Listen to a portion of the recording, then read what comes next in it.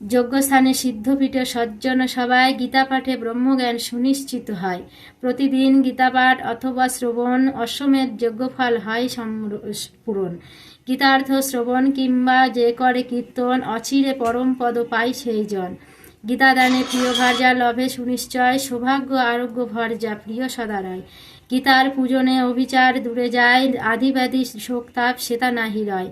বিস্মটক আদিবাদী না রহে সেখানে নিত্য ভক্তি দাস্য লবে কৃষ্ণর চরণে। যে জন গীতাভাসে হয়ে থাকে রত বন্ধুত্ব জন্মায় সব প্রাণীর সহিত। গীতা পাঠকারী কৃষ্ণ সঙ্গী রূপে রয় সর্বপাপে যদি সে লিপ্ত হয়।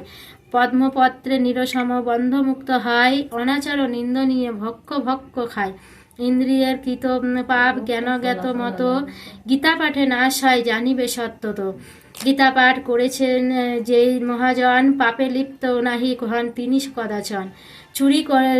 চুরি যদি করে কেহ রত্ন সমুদায় একবার গীতা পাঠে নিষ্পাপে সে হয়। সাগ্নিক যে জন তার গীতাগ্রত প্রাণ চাপক পণ্ডিত সেই ক্রিয়াবান। গীতা পাঠস্থানে প্রয়াগাদি তীর্থ রয় যোগীগণ পাঠকের দেহরক্ষী হয়। যেখানেতে গীতা সেতা কৃষ্ণ ভগবান নারক ধ্রুবাদি সহ রণ বিদ্যমান। গীতা পাঠ পঠন কিংবা গীতারও বিচার রাধা সহ কৃষ্ণ সেতা করেন বিহার। জয় নিতাই গৌর হরি বল। শ্রী ভগবান কহিলেন গীতায় হৃদয় গীতায় অতি শ্রেষ্ঠ জ্ঞান। গীতা পদ শ্রেষ্ঠ ধার গীতা শ্রেষ্ঠ স্থান। গীতাতেই বাস মম গীতাই ভবন গীতা জ্ঞানে ত্রিভুবন করি যে পালন। বিদ্যা মধ্যে শ্রেষ্ঠ গীতা ব্রহ্মরূপা হয় অর্ধমাত্রা চিতানন্দ অনিবার্যময়। হে পার্থ গীতার নাম করহ শ্রবণ দূর করে সর্বপাপ গীতারও কীর্তন। আবার কালকের মতন হাত জোর করো। গীতার 18টি নাম বলো। গঙ্গা, গীতা, সাবিত্রী, সত্তা, স্বরূপিণী, ব্রহ্মাবলী, ব্রহ্মবিদ্যা, ত্রিসন্ধ্যা, মুক্তিগেহিনী, অর্ধমাত্রা, চিতানন্দা, ভবগ্নি, ভ্রান্তিনাশিনী, বেদত্রয়ী, পরনন্দা, তথার্থ, জ্ঞানমঞ্জুরি। গীতার এই 18টি নাম যে ব্যক্তি মনস্থির করে পাঠ করতে পারে তার চিত্ত শুদ্ধি হয়। আর এই 18টি নাম যে জন 3 বেলা পড়তে পারে তার গীতার সম্পূর্ণটা পাঠ করা হয়। জয় গীতা, জয় গীতা, জয় গীতা। তাহলে কি বললেন? অনন্তকালে পরমার্থ অবশ্য লভিবে অর্ধ পাঠ্যে গোদান 3 ভাগে সমফল 6 অংশ পাঠে গঙ্গাস্থানে সমফল ইন্দ্রলোকে প্রাপ্ত হয় 2টি অধ্যায়ে। তাহলে 2টি অধ্যায় রোজ দিন যদি কেউ পড়তে পারে পাঠ করতে পারে আর এই মাহাত্ম্যটা পাঠ করে তাহলে কোথায় থাকে? ইন্দ্রলোকে থাকে। কল্পকাল বাস করে আনন্দিত হয়ে 1 অধ্যায় রুদ্রলোকে সেই বাস করে। যে একটা অধ্যায় রোজ দিন পাঠ করতে পারে সে রুদ্রলোকে যায়। 1 অধ্যায় রুদ্রলোকে সেই বাস করে এই রূপে গীতা যে বা পড়ে ভক্তি ভরে। অর্থ 1/4 পাঠ করে যে জন শত মন্বন্তর সূর্যলোকে লভে সেই জন।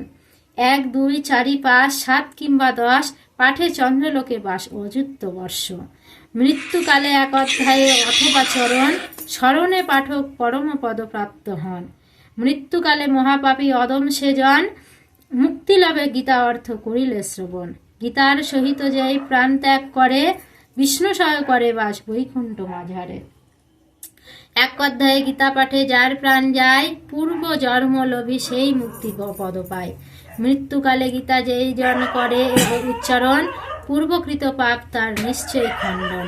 গীতা পাঠে কর্মে কোনো দোষ নাহি রয় শ্রাদ্ধকালে পিতৃ আত্মা স্বর্গপুরে যায়। গীতা পাঠ সহস্রাদ্ধে তুষ্ট পিতৃগণ পিতৃলোকে মহানন্দা করেন গমন। ধেনুপুচ্ছ সহ গীতা দানে যেই জন কৃতার্থ নিশ্চিত তিনি হন সেই ক্ষণ। স্বর্ণ সহ গীতা দানে না আসে ধরায় শত গীতা দানে জন্ম মৃত্যু পারাপার হয়। তাহলে কি বললেন? যার পিতামাতা গোলকধামে চলে যায়, অনেকে ভাবে যে পিতামাতা মারা গেল তার মনে হয় উদ্ধার হয়ে গেল।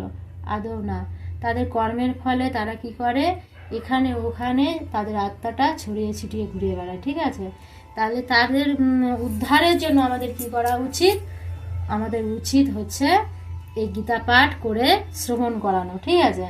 যেদিন গীতা পাঠ করা হয় সেই দিন যদি কেউ ধেনু পুচ্ছ, মানে ধেনু মানে গরু, ঠিক আছে? এই গরুর সমেত যদি কেউ সোনা, টাকা পয়সা এগুলো দান করে, তাহলে তাদের পিতামাতার সঙ্গে সঙ্গে সদ্গতি হয়ে যায়, তাহলে আর কোনো ভয় থাকে না।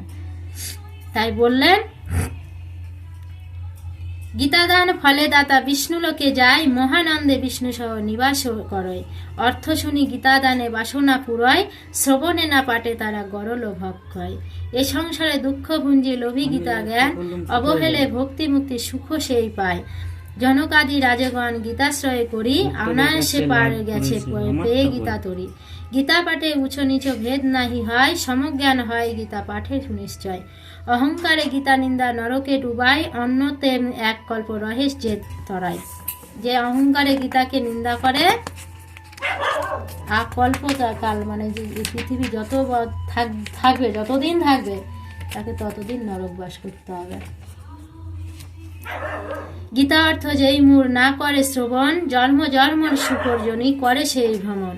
চুরি করি গীতা যেই করে অনায়ন, সকল নিষ্ফল তার বৃথাই জীবন। চুরি করে বলে কেন বললো? কোনো ব্যক্তি যদি মনে করো, আমি কথার কথা বলছি, এটা তো তোমার গীতা, আমি তোমার ঘরে দেখেছি, আমার ভালো লেগেছে, তোমাকে বললাম না, না বলে চুরি করে এনে আমি পড়ছি, অর্থাৎ চুরি করা হলো। আবার যদি মনে করো আমি পাঠ করছি, তুমি আমার পেছনটা বসে, আমার পিঠের পেছনটা বসে তুমি যদি শ্রবণ করো, সেটাকেও বলে চুরি করা, কারণ আমি তো তোমায় দেখছি না। তাই অধ্যয়ন করতে হয় না চুরি করে, পাঠ শ্রবণ করতেও হয় না চুরি করে, আবার গ্রন্থ চুরি করতে হয় না, তাহলে তোমার জন্মটা বৃথা। গীতার এত কিছু। জয় রাধে। স্বর্ণ ভজ্র পটবস্ত্র সহ গীতা দান, করিলে তুষ্ট হন কৃষ্ণ ভগবান। শ্রীহরির প্রীতি লাগি গীতা পাঠ করে, সন্তুষ্ট করিবে তারে নানা উপাচারে। তাহলে যখন গীতা পাঠ যে কেউ করে, তার কোনো ভেদ থাকে না, কোনো বয়স লাগে না, কারণ কোনো কি বলে ওটাকে, জাতির ভেদ বলে না, সেটা থাকে না, ছোট বড় লাগে না। এবারে যদি সেই ব্যাসাসনে যদি মনে করো কেউ বসে গেল একবার, সে ব্যাসাসনে বসাকালীন যদি কেউ তাকে অপমান করে, সেটা ভগবান শ্রীহরিকে অপমান করা হয়। আর কোনো ব্যক্তি যদি সেই ব্যাস আসনে বসে থাকা ব্যক্তিকে, মানে ব্যাসদেবকে, মানে আমি এখানে বলতে হয় না, এখানে যদি আমি বসে পাঠ করছি, মানে আমি কার রূপ নিলাম?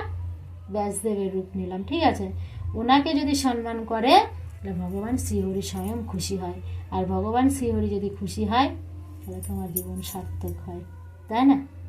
তাই বললেন, সুত কহিলেন, গীতার মাহাত্ম কৃষ্ণ প্রক্ত পুরাতন, গীতান্তে করিলে পাঠ সুখী ভোগী হন। গীতান্তে মাহাত্ম পাঠ যে জন না করে, বৃথা পাঠ হয় তার জানিও অন্তরে। তাহলে গীতা পাঠ শেষে যদি না করে কেউ ব্যক্তি, গোটা গীতা তুমি পড়লে, কিন্তু এই মাহাত্মটা যদি না পড়ো, তোমার নিষ্ফল হবে পাঠ করাটা। তাই তুমি যদি একটাও শ্লোক রোজ দিন পড়ো, একটা করে অধ্যায় তো অনেক বড়, তুমি পড়তে পারবে না, যদি একটাও শ্লোক একদিন করে পড়ো, আর এই মাহাত্ম্যটা তোমাকে পড়তেই হবে, পড়লে তোমার গোটা গীতা পড়া হবে, ঠিক আছে? মাহাত্ম্য সহিত গীতা পড়ে যেই জন, সর্বপূর্ণ লাভ করে সেই মহাজন। জয় জয় নিতাই গৌর হরি বল। হরে কৃষ্ণ কৃষ্ণ কৃষ্ণ কৃষ্ণ হরে হরে, হরে রাম রাম রাম হরে হরে।